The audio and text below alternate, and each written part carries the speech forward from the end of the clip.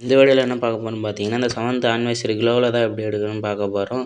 நம்ம ஃபாலோவர்ஸ் ஒருத்தர் கேட்டிருந்தார். கீழே பாருங்கள் யாராவது க்ளோவில் எடுத்துக்கிறாங்கன்னு அங்கேயே காமிக்கல நம்ம ஃபாலோவர் லிஸ்ட்டு வந்துடுங்க.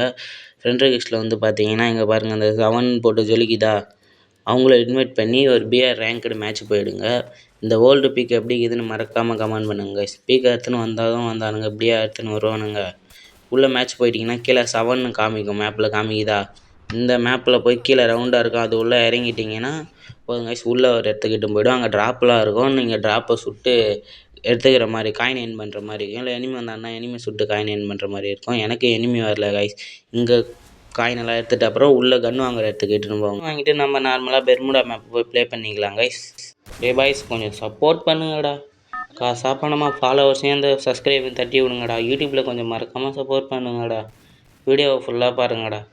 வாய்ஸ் பிடிச்சிருந்தா மறக்காமல் ஃபயர் ஆர்ட்னை தட்டி விட்டுருங்க. நம்ம கேம் லைவ் போடலான்னு நினைக்கிறோம்.